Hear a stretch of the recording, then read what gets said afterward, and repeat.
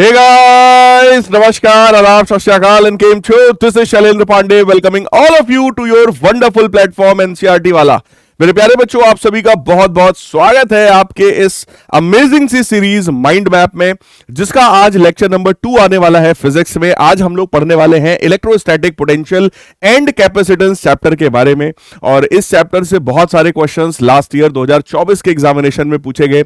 आज के इस सेशन में हम लोग उन सारे प्रीवियस ईयर क्वेश्चंस को भी करेंगे, साथ ही साथ इस चैप्टर का जो क्रक्स है ना, इस चैप्टर का जो निचोड़ है ना, वो सारा का सारा निचोड़ भी मैं अगले 1 घंटे के अंदर आपको देने वाला हूं। मैं पूरी कोशिश करूंगा कि लेक्चर का जो ड्यूरेशन हो वो 1 घंटे के आसपास हो, इससे कम ही कोशिश करूंगा।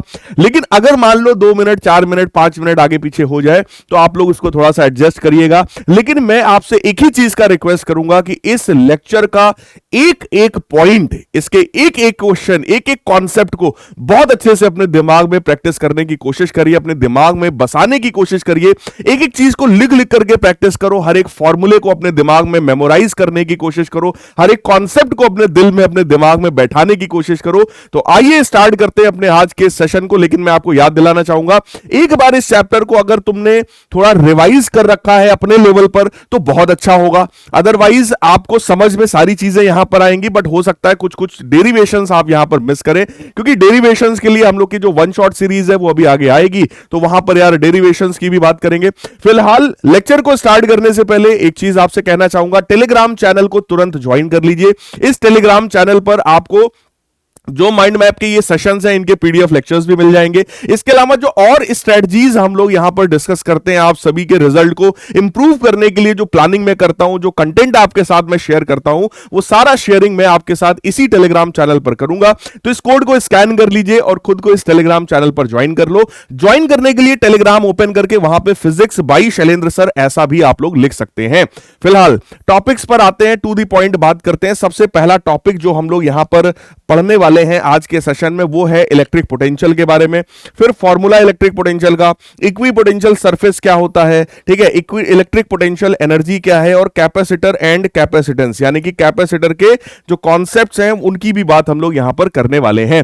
तो लेक्चर का स्टार्टिंग यानी कि चैप्टर का स्टार्टिंग होता है इलेक्ट्रिक पोटेंशियल के थ्रू। सर इलेक्ट्रिक पोटेंशियल क्या है? देखो, इलेक्ट्रिक पोटेंशियल का रिक्वायरमेंट होता है करंट को फ्लो कराने के लिए। कोई भी चार्ज जो होता है, पॉजिटिव चार्ज, हमेशा हाई पोटेंशियल से बेटा लो पोटेंशियल की तरफ फ्लो करता है, यानी कि इलेक्ट्रिक पोटेंशियल को समझना बड़ा इंपॉर्टेंट हो जाता है। ठीक है, तो यहां पर देखो सबसे पहला पॉइंट यही लिखा है, the electric potential is the physical quantity which determines the direction of charge flow between two bodies when they are in contact. कोई भी दो ऑब्जेक्ट्स को कांटेक्ट में लाओगे तो पॉजिटिव चार्ज हमेशा हाई पोटेंशियल वाली बॉडी से लो पोटेंशियल वाली बॉडी की तरफ मूव करता है। यहां पर यही पॉइंट लिखा है। फिर इलेक्ट्रिक पोटेंशियल का डेफिनेशन आपको बता रहे हैं कि भाई अगर कोई मान लो क्यू चार्ज है, इस क्यू चार्ज का अपना इलेक्ट्रिक फील्ड है, इस इलेक्ट्रिक फील्ड में कोई दूसरा चार्ज में लाना चाहता हूं जो कि इनिशियली इन्फिनिटी पर रखा था, यानी कि इस इन्फिनिटी वाले चार्ज को अगर आप यहां तक लेकर आना चाहते हैं, इस क्यू चार्ज की इलेक्ट्रिक फील्ड में लेकर आना चाहते हैं, तो जितना वर्क आपको करना पड़ेगा वही वर्क इस चार्ज में स्टोर होता है as a electric potential, right.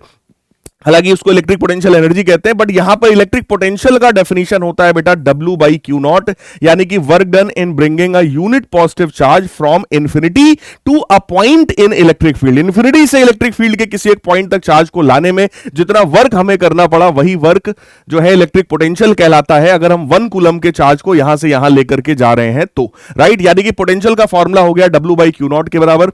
यहां पर ध्यान रहेगा, ये जो V है वो इस पर्टिकुलर इस वाले पॉइंट का पोटेंशियल होता है जब आप चार्ज को इन्फिनिटी से यहां तक लेकर के आ रहे होते हो, ठीक है। अब यहां बता रहे electric potential goes on decreasing when we go in the direction of the electric field, यानी कि अगर आप इलेक्ट्रिक फील्ड की डायरेक्शन में इस तरफ बढ़ रहे हो तो इलेक्ट्रिक पोटेंशियल की वैल्यू घटती है। इसका एक फॉर्मूला भी आप सबने पढ़ रखा होगा पोटेंशियल ग्रेडियंट के नाम से, कि भैया E जो है वो माइनस का dV by dr के बराबर होता है, यानी इलेक्ट्रिक फील्ड की वैल्यू पोटेंशियल है ना, इलेक्ट्रिक फील्ड का जो डायरेक्शन है उस डायरेक्शन में बढ़ने पर पोटेंशियल की जो वैल्यू है वो डिक्रीज होती है, E बराबर माइनस का dV by dr, ठीक है। इसी फॉर्मूले से अगर मैं देखूं तो dV को लिखा जा सकता है माइनस का E dr के बराबर, और अगर दोनों तरफ बेटा इंटीग्रेट कर दिया जाए तो dV का integration V that is equal to minus integration of E dr, क्योंकि हम लोग चार्ज को इनफिनिटी से किसी पॉइंट R तक लेकर आ रहे हैं जो कि आपके Q वाले चार्ज से R डिस्टेंस पर है, तो इनफिनिटी से R तक हम लोग मूव करा रहे थे, तो हमने हमने भी इंटीग्रेशन इन्फिनिटी से आर तक कर दिया है। कह रहे यूनिट ऑफ इलेक्ट्रिक पोटेंशियल जो है वो वर्क अपॉन चार्ज था, यानी जूल पर कूलम होता है, जिसको वोल्ट भी कहा जाता है, और इसका डायमेंशनल फॉर्मूला ml2t-3a-1 होता है। इसको सभी लोग निकालने की कोशिश करो कि डायमेंशनल फॉर्मूला आखिर कैसे निकला है। करना यही है, वर्क का डायमेंशनल फॉर्मूला लिखना है ml2t-2 डिवाइडेड बाय चार्ज का लिखना है जो कि at होता है। सिंपलीफाई करोगे यही चीज निकल करके आ जाएगी। अब बताइए सर पोटेंशियल डिफरेंस क्या है? बेटा मान लो जैसे ये किसी भी सिस्टम का अपना इलेक्ट्रिक फील्ड है, इस इलेक्ट्रिक फील्ड में कोई चार्ज मान लीजिए ए से बी की तरफ जाता है, इस इलेक्ट्रिक फील्ड में कोई चार्ज ए से बी तक लेकर जा रहे हैं अगर हम लोग, और अगर वो एक यूनिट पॉजिटिव चार्ज हो तो ज्यादा अच्छा है, राइट। यहां से यहां तक लेकर जाते हो तो जितना वर्क करना पड़ता है in bringing the charge from A to B, ठीक है, that work divided by the magnitude of this test charge, that is defined as potential difference between point B and point A. यानी कि final point का potential minus initial point का potential, that is equal to work done in moving the charge from A to B divided by the magnitude of the test charge. ये concept होता है बेटा potential difference का। यानी कि अगर चार्ज को ए से बी लेकर जा रहे हो तो बी का पोटेंशियल माइनस ए का पोटेंशियल जो होता है वो work done divided by charge के बराबर होता है। यहां से एक कॉन्सेप्ट तुम्हारे पास बेटा और आता है। आपसे अगर ये कहें कि भाई कोई चार्ज है उसको एक पॉइंट से दूसरे पॉइंट तक ले गए जिनका पोटेंशियल्स हमें पता है, तो work done in moving the charge from A to B is defined as Q naught time final point का पोटेंशियल माइनस इनिशियल पॉइंट का पोटेंशियल। यानी कि इसको मैं क्यू डेल्टा वी लिख सकता हूं।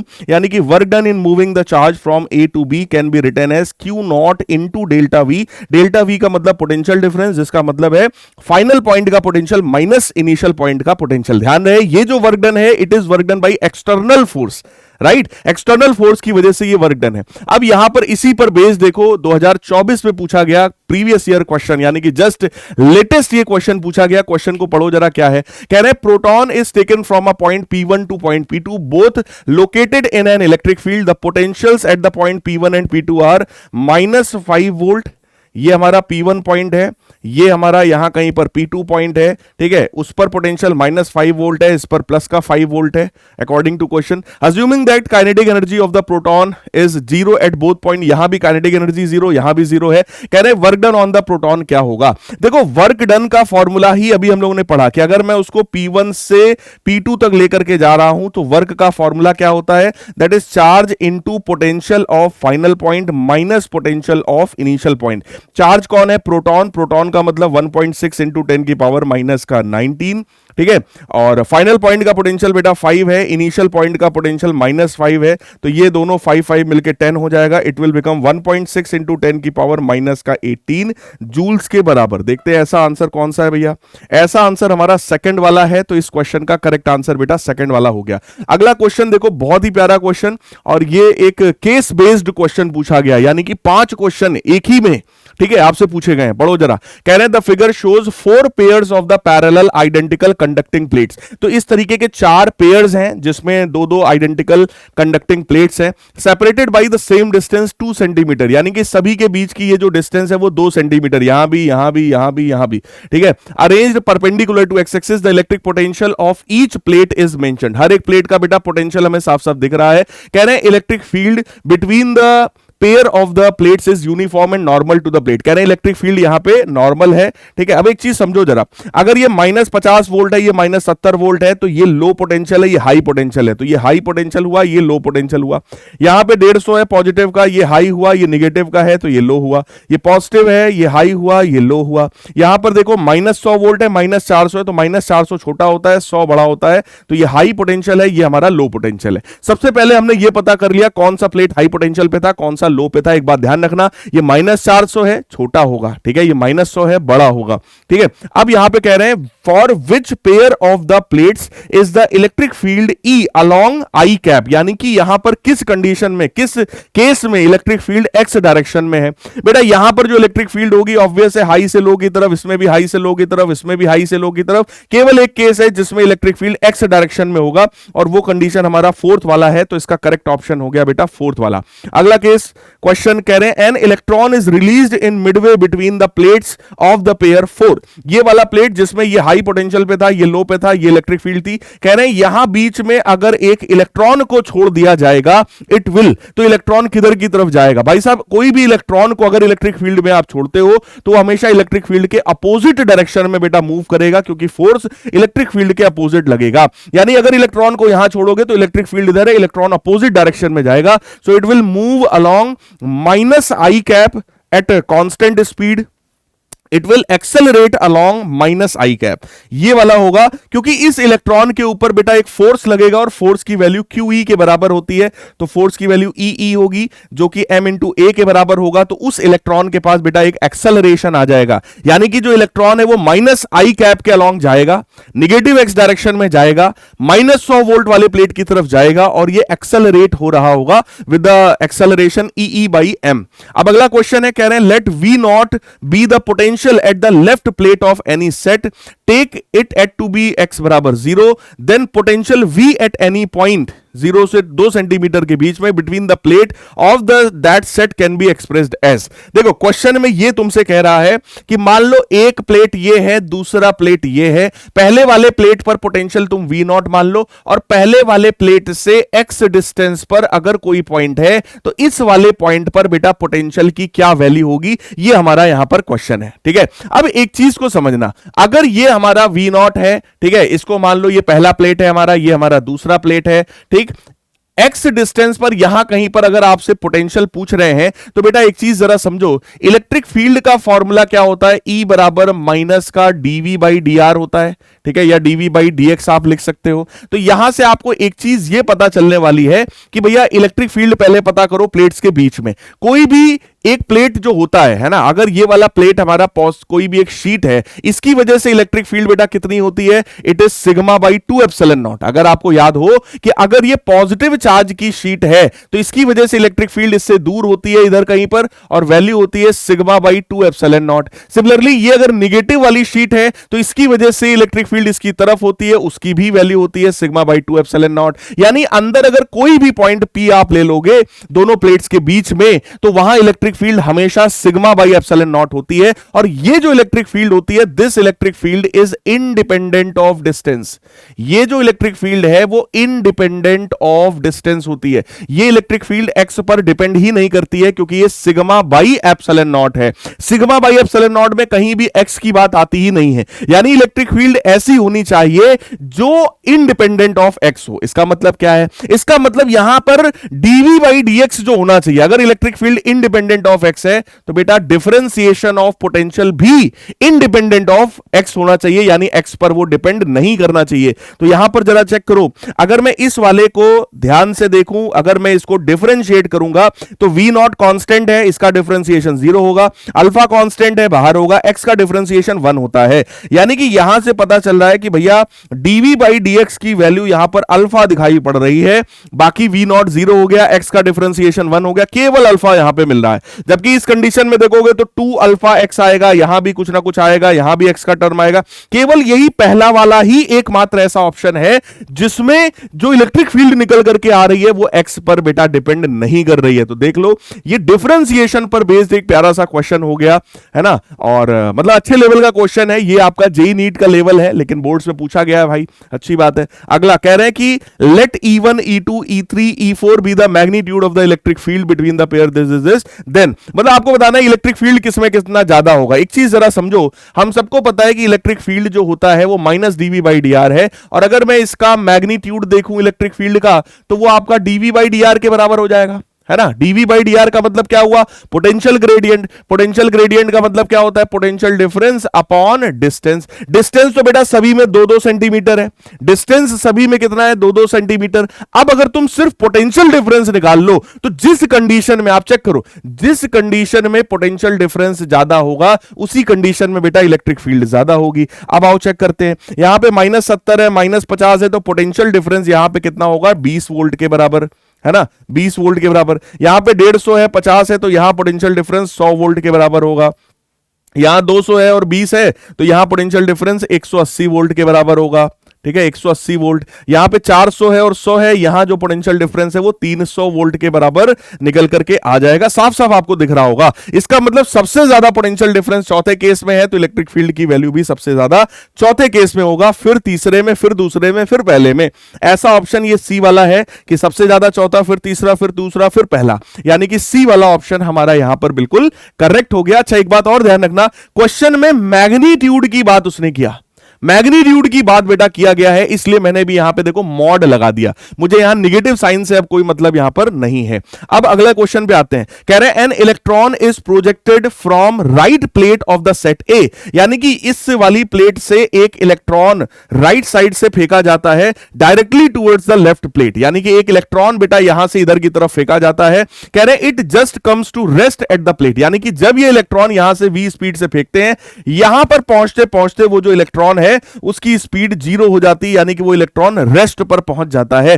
Speed with which it was projected, कितनी स्पीड से यहां से फेंका गया था, और E बाई एम की वैल्यू कह रहे हैं इतनी ले लेना। मेरे प्यारे बच्चों देखो कितना प्यारा क्वेश्चन है। ये जो क्वेश्चन है ये मैं आपको बताऊं, ये वर्क एनर्जी थ्योरम पर बेस्ड है। वर्क एनर्जी थ्योरम ये कहता है कि work done is equal to total change in the kinetic energy, यानी फाइनल काइनेटिक एनर्जी माइनस का इनिशियल काइनेटिक एनर्जी के बराबर होता है। सर बात आई यहां से यहां तक इलेक्ट्रॉन को जाने में कितना वर्क करना पड़ेगा, तो बेटा उसका फॉर्मूला होता है Q डेल्टा V के बराबर, यानी charge into potential difference. Final point का काइनेटिक एनर्जी 0 है, इनिशियल पॉइंट पर अगर मैं यहां पर काइनेटिक एनर्जी देखूं कितना है, तो भैया वो हाफ mv स्क्वायर हो जाएगा, that is equal to half m into v के स्क्वायर हो जाएगा। देखो अब यहां पर माइनस माइनस साइन से अपने को कोई मतलब नहीं है। चार्ज हम सबको पता है इलेक्ट्रॉन है तो 1.6 इंटू 10 की पावर, इनफैक्ट क्वेश्चन में E बाई एम की वैल्यू दिया हुआ है ना, तो इसको मैं सीधे लिखूं E इंटू डेल्टा वी। अब यहां पर अगर मैं पोटेंशियल डिफरेंस सीधे सीधे कहूं फाइनल पॉइंट का माइनस इनिशियल पॉइंट का, तो आपको दिख रहा होगा पोटेंशियल डिफरेंस मतलब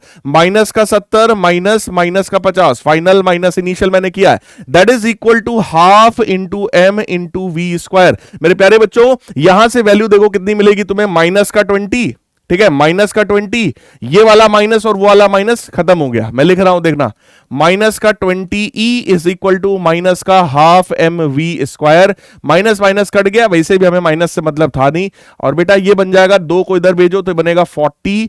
E बाई एम की वैल्यू क्वेश्चन में गिवन है, E बाई एम की वैल्यू है 1.76 इंटू 10 की पावर 11 के बराबर, right, that is equal to v square, that is equal to v square. अब बहुत ध्यान से देखो, अपने को v निकालना है। मैं क्या करूंगा, 10 की पावर 11 है, इसका एक 10 यहां दे दूंगा, एक 0 इधर दे दूंगा, तो बनेगा 4 इंटू 1.76 इंटू 10 की पावर 12 बनेगा, that is equal to v square. और बेटा वेलोसिटी की वैल्यू निकालोगे तो इधर अंडर रूट लेना पड़ेगा पूरे का, 4 का अंडर रूट 2 होता है, और ये 1.76 का अंडर रूट कुछ ना कुछ होगा, इंटू 10 की पावर 6 मीटर पर सेकेंड। अब बेटा चेक करते हैं 10 की पावर 6 में आंसर कौन सा है। एक ही आंसर है बेटा जो 10 की पावर 6 में है, तो यही हमारा सही आंसर हो गया, यही हमारा सही आंसर हो गया। बहुत ज्यादा सॉल्व करने की जरूरत नहीं है, क्योंकि क्वेश्चन हमारा कैसा है, ऑब्जेक्टिव क्वेश्चन है। वर्क एनर्जी थ्योरम पर बेस्ड देखो क्वेश्चन उठा के रख दिया। ये जेईई नीट का लेवल है, लेकिन बोर्ड एग्जामिनेशन इसको पूछ रहा है, तो आपको आना चाहिए, आपको ये प्रैक्टिस करनी पड़ेगी, आपको थोड़े अपने बेसिक्स को बेटा स्ट्रॉन्ग करना ही पड़ेगा। अगला क्वेश्चन देखो, कह रहे 3 point charges each of the charge Q are placed on the vertices of a triangle ABC। तो एक ट्रायंगल है भैया, उस ट्रायंगल के वर्टेक्स पर तीनों पर एक एक चार्ज उठा के रखो। यहां पर Q चार्ज है, यहां भी Q चार्ज है, यहां भी Q चार्ज है। AB AC के बराबर है 5L, ये 5L है, ये भी भैया 5L है, इसको मैं नाम दे रहा हूं A, इसको दे रहा हूं B, इसको दे रहा हूं C। AB AC के बराबर है 5L के बराबर, BC जो है वो 6L के बराबर है, यानी कि ये एक आइसोस्केलस ट्रायंगल है। आइसोस्केलस मतलब दो इसकी साइड्स आपस वाली बराबर है सामने वाली, और एक साइड इसके अलग लेंथ की है। कह रहा है electrostatic potential at the mid point of the BC, इस BC के मिडिल पॉइंट पर आपको इलेक्ट्रोस्टैटिक पोटेंशियल की वैल्यू मेरे प्यारे बच्चों बतानी है। देखो ऑब्वियस आइसोस्केलस ट्रायंगल में ये जो मीडियन होता है, ये जो मिड पॉइंट होता है, ठीक है, ये यहां पर परपेंडिकुलर होता है इसके साथ इस तरीके से, ठीक है जी, यानी कि अपने को यहां पर क्या निकालना है, पोटेंशियल की वैल्यू निकालनी है सभी की वजह से। देखो बेटा, किसी भी एक चार्ज की वजह से पोटेंशियल कितना होता है। अगर कोई भी क्यू चार्ज है, इस क्यू चार्ज से आर डिस्टेंस पर कोई पॉइंट यहां पर है, तो इस पी पॉइंट पर पोटेंशियल का फॉर्मूला क्या होता है, के क्यू बाई आर के बराबर, यानी 1/4πε0 क्यू बटे आर के बराबर। Positive charge positive potential create करेगा, negative charge negative potential create करेगा। फिलहाल ये पॉजिटिव चार्ज है, इसका डिस्टेंस यहां से कितना है, 3l के बराबर। ये भी पॉजिटिव चार्ज है, कितना पोटेंशियल है, 3l के बराबर। डिस्टेंस कितना है, 3l। और ये डिस्टेंस कितना है, तो ये निकालना पड़ेगा। ये डिस्टेंस होगा अंडर रूट के अंदर हाइपोटेनस कितना है भैया, 5l का होल स्क्वायर, ठीक है, माइनस का इसका स्क्वायर यानी 3l का होल स्क्वायर, 3l का होल स्क्वायर। तो ये बनेगा 25 में से 9 जाएगा 16, यानी कि 4l के बराबर बेटा ये वाला डिस्टेंस आएगा, 4l के बराबर। ये मैंने कौन सा थ्योरम लगाया है, पाइथागोरस थ्योरम, पाइथागोरस थ्योरम। अब आ जाओ, तुम्हें पोटेंशियल निकाल के दिखा दूं। इस पॉइंट का कुछ नाम रख लेते हैं यार, इसका नाम ई रख लेते हैं या डी रख लेते हैं। तो ई पॉइंट पर पोटेंशियल अगर निकालना है तो बन जाएगा के क्यू डिवाइडेड बाई डिस्टेंस कितना है, 3l, प्लस के क्यू डिस्टेंस कितना है, अगेन 3l, इसकी वजह से, प्लस के क्यू, अब डिस्टेंस बेटा कितना है, ये वाला 4l के बराबर। कितना है, 4l के बराबर। चेक कर लो, ये 5l है, ये 3l है, तो ये वाला डिस्टेंस 4l हो जाएगा। पाइथागोरस थ्योरम से तुम लोग निकाल सकते हो। अब यहां पर देखिएगा, ये वैल्यू कितनी आने वाली है, एलसीएम अगर मैं लूंगा तो 12l आ जाएगा। यहां पे 4 का मल्टीप्लाई करेंगे, 4kq, यहां भी बनेगा 4kq, यहां पे बनेगा 3kq। तो बेटा 4 4 8 3 11, 11kq अपॉन 12 यानी कि 12l। 11/12 जैसा कुछ दिख रहा है क्या, 11/12 जैसा नहीं दिख रहा है। kq by L, kq by L. एक बार फिर से चेक करते हैं यहां पर क्या गड़बड़ है। Electrostatic potential at the mid point of the side BC, है ना, यानी कि यहां पे निकालना है। इससे मैंने डिस्टेंस निकाला 3l, इससे भी 3l हो गया और इससे डिस्टेंस हो गया 4l। एलसीएम हम लोगों ने लिया 12, 12l, तो 4 4kq और इधर हो जाएगा हमारा 3kq, 4 4 8 3 11, 11kq बाई एल। अच्छा, ओके, गॉट इट। मैचिंग इसलिए नहीं हो रहा है, 11/12 के की वैल्यू होती है बेटा 1/4πε0 Q डिवाइडेड बाई एल। अब देखो यार, मतलब देख रहे हो ना, सब कुछ करने के बाद भी सोचना पड़ा हम लोग को, 20 मिनट 10 सेकंड अपने को सोचना पड़ गया कि आखिर मैच काहे नहीं कर रहा है। मैच इसलिए नहीं कर रहा है क्योंकि 4πε0 ने उस 4 को इन्होंने मल्टीप्लाई में कर दिया। 4 मल्टीप्लाई कर दोगे बेटा तो 11/48 Q अपॉन πε0 L के बराबर आ जाएगा। तो मेरे प्यारे बच्चों, करेक्ट आंसर देखो, ये वाला आंसर हमारा करेक्ट हो जाएगा। यानी कि ऑप्शन में भी हल्का सा दिमाग लगा दिया है कि कोई बच्चा सॉल्व करे और उसके बाद सोचे यार लग रहा कुछ गलत हो गया, छोड़ो आगे बढ़ो, बाद में देखेंगे, है। यानी ऑप्शन में भी दिमाग लगा दिया। जनरली ऐसा कॉम्पिटिटिव एग्जाम्स में होता था, लेकिन अब बोर्ड एग्जामिनेशंस में होने लगा है यार।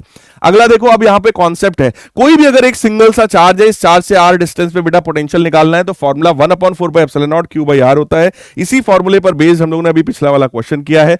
फिर कह रहे हैं किसी भी डाइपोल की वजह से क्या होगा। अगर कोई भी इस तरीके का डाइपोल है, यहां निगेटिव चार्ज है, यहां पॉजिटिव चार्ज है, इस डाइपोल के सेंटर से r डिस्टेंस पर कोई भी पॉइंट अगर यहां कहीं पर है एक्सियल पोजीशन पर, तो इस एक्सियल पोजीशन वाले पॉइंट पर पोटेंशियल की value 1/4πε0 P by R square होता है, जहां पे P क्या है, डाइपोल मोमेंट, वैल्यू कितनी है, Q इंटू 2L के बराबर।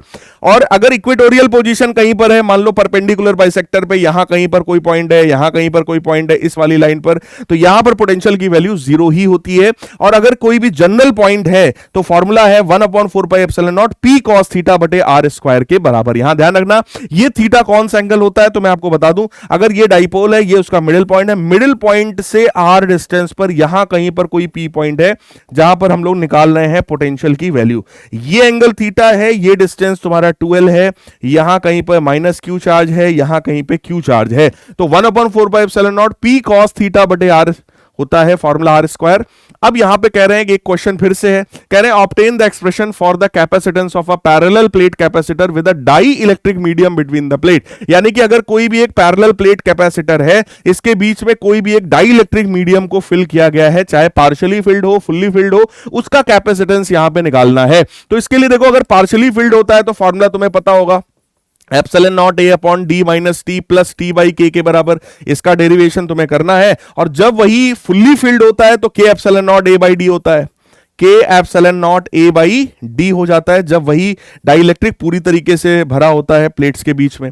अगला यहां पे क्वेश्चन कह रहे हैं an electric dipole of the dipole movement P I consisting of the charge minus Q and Q separated by the distance 2a, यानी कि एक माइनस क्यू चार्ज है, एक यहां पे क्यू चार्ज है, उनके बीच का डिस्टेंस 2a है, placed along X axis with centre at the origin, show that the potential due to this dipole at the point x is equal to this. बेटा तुमसे अल्टीमेटली आप ध्यान से सोचो, भले घुमा फिरा के पूछा है लेकिन पूछ क्या रहा है, तुमसे यह पूछ रहा है कि अगर तुम इसके सेंटर से x डिस्टेंस पर कोई पॉइंट है, एक्सियल पोजीशन पर कोई पॉइंट है, वहां पर पोटेंशियल की वैल्यू क्या होती है, तो potential 1/4πε0 p upon R square होता है। वही वाला पोटेंशियल, वही डेरिवेशन है ये टू द पॉइंट, यहां पर आपको डिराइव करके दिखाना है एक्सियल पोजीशन पर पोटेंशियल की वैल्यू क्या होती है। अगला क्वेश्चन देखो, obtain an expression for the electric potential due to a small dipole of dipole moment p at distance r from the centre, यानी कि जनरल पोजीशन पर जो फॉर्मूला भी पढ़ा था ना 1/4πε0 p cos theta by r square, उसका भी डेरिवेशन देखो बोर्ड एग्जाम में पूछा गया है लास्ट ईयर। तो इक्वेटोरियल पे नहीं पूछा है, एक्सियल पे पूछा है, और जनरल पोजीशन दोनों के डेरिवेशन आपके लिए इंपॉर्टेंट है, आपको आना चाहिए। अगला केस हो सकता है बेटा अगर ढेर सारे चार्जेस हमारे पास हैं तो मैं हर एक चार्ज की वजह से पोटेंशियल निकालूंगा। अभी पीछे हम लोगों ने किया था, ट्रायंगल के वर्टेक्स पे क्यू क्यू क्यू तीनों पे चार्ज रखा था और किसी एक पॉइंट ई पर कह दिया कि भैया पोटेंशियल निकालो, तो सबकी वजह से पोटेंशियल निकालेंगे और उसको सिंपली हम लोग ऐड कर देने वाले हैं। फिर किसी भी चार्ज कंडक्टिंग स्फीयर की बात कर रहे हैं, अगर कोई भी इस तरीके का एक चार्ज कंडक्टिंग स्फीयर होता है तो जो भी चार्ज दोगे सारा चार्ज आउटर सरफेस पे जाता है, क्योंकि कंडक्टर के अंदर बेटा इलेक्ट्रिक फील्ड जीरो होती है और पोटेंशियल की वैल्यू कंडक्टर के अंदर कांस्टेंट होती है। जो पोटेंशियल इसका सरफेस पर होता है वही पोटेंशियल इसके अंदर भी पाया जाता है। यानी कि अगर मैं तुमसे कहूं बाहर वाले किसी पॉइंट पर पोटेंशियल बता दो, तो फॉर्मूला है 1/4πε0 q अपॉन स्मॉल r। यहां पर ये जो पोटेंशियल है चेक करो, ये स्मॉल r के साथ इनवर्सली प्रोपोर्शनल है, यानी जैसे ही आप इस स्फीयर से बाहर निकालोगे पोटेंशियल की वैल्यू जो है वो लगातार डिक्रीज हो रही होगी। ठीक है, उसकी वैल्यू लगातार डिक्रीज हो रही होगी। और अगर मैं कहूं उसकी सरफेस पे देखोगे तो के क्यू बाई आर के बराबर हो जाएगा, यानी कि उसकी सरफेस पर अगर चेक करोगे तो 1/4πε0 क्यू बाई कैपिटल आर के बराबर आएगा। इसके बाद अगला तुमसे कह रहा है कि अगर इंटरनल पॉइंट पर आ जाओगे तो again value 1/4πε0 Q upon capital R के बराबर होगा, यानी कि जो पोटेंशियल की वैल्यू बेटा सरफेस पर होती है वही उसके अंदर भी होती है। तो अंदर सेंटर से लेकर के सरफेस तक चेक करो, पोटेंशियल कांस्टेंट है, वैल्यू के क्यू बाई कैपिटल आर है। इसके बाद यार पोटेंशियल लगातार डिक्रीज हो रहा है, सो दैट इज के क्यू बाई स्मॉल आर, है ना। ध्यान रहे स्मॉल आर क्या है, सेंटर से उस पॉइंट की डिस्टेंस है जो कि एक्सटर्नल पॉइंट है, इस स्फीयर के बाहर का पॉइंट है। ठीक है, तो तीनों फॉर्मूले ध्यान रखिएगा। ठीक है, पूछा जाता है इन पे क्वेश्चन देखो क्या है, कह रहा है charge of 6 microcoulomb is given to a hollow metallic sphere of radius 0.2 metre. कह रहा है पोटेंशियल की वैल्यू सरफेस पर बता दो। बेटा अपने को चार्ज पता है, अपने को रेडियस पता है, अगर तुम इसकी सरफेस पे पोटेंशियल पूछोगे तो पोटेंशियल का फॉर्मूला होता है के क्यू बाई कैपिटल आर के बराबर। के की वैल्यू हम सबको पता है 9 × 10⁻⁹ के बराबर, चार्ज हमको पता है 6 माइक्रोकूलम यानी 6 × 10⁻⁻⁶ के बराबर, और रेडियस हमें पता है 0.2 मीटर के बराबर। इसको सिंपलीफाई करोगे you will get the value of potential. फिर हमसे कह रहा है भैया सेंटर पे पोटेंशियल बता दो। सेंटर पे पोटेंशियल वही होता है बेटा जो उसका सरफेस पर पोटेंशियल था, तो जो वैल्यू पहले वाले पार्ट में आएगी सेम वैल्यू दूसरे वाले पार्ट में भी आएगी। इसको सॉल्व करिएगा और कमेंट करके बताइएगा कि ये पोटेंशियल की वैल्यू एग्जैक्टली कितनी आ रही है। कह रहा है thin spherical conducting shell of the radius R has a charge Q, यानी कि एक हमारे पास इस तरीके का एक शेल है और इस शेल पर टोटल इसका जो रेडियस है वो आर है और इस पर चार्ज क्यू के बराबर है।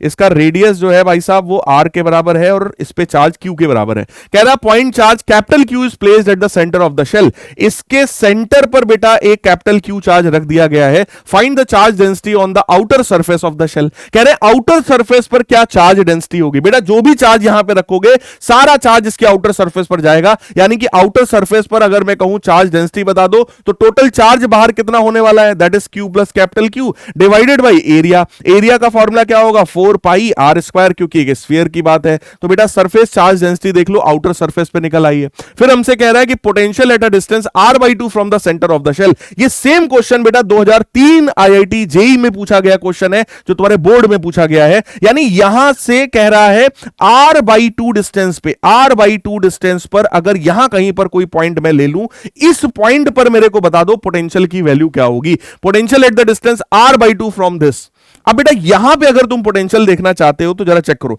इस पॉइंट पर जो पोटेंशियल होगा ना पी पॉइंट पर, वो दो कारणों से होगा। सबसे पहला पोटेंशियल होगा इस पूरे स्फीयर की वजह से। स्फीयर की वजह से पोटेंशियल कितना होता है, तो बनेगा सर के क्यू बाई कैपिटल आर के बराबर, है ना। के क्यू, चार्ज इसका क्यू है, रेडियस इसका कैपिटल आर है। और अगर मैं इसकी वजह से पोटेंशियल यहां पे आपसे कहूं तो आप कहेंगे सर इट इज के, चार्ज कितना है क्यू और डिस्टेंस कितनी है आर बाई टू, तो K Q by R by two, right. अब यहां से बेटा आप देख सकते हो के बाई आर तुम्हारा कॉमन हो जाएगा, K by R common, small Q plus 2 times capital Q, I think ये वैल्यू तुम्हारी निकल करके आ जाएगी। यही इसके ऊपर पोटेंशियल की वैल्यू है, यही बेटा पूछा गया है। ये सेम क्वेश्चन आईआईटी जेईई 2003 के एग्जामिनेशन में पूछा गया है।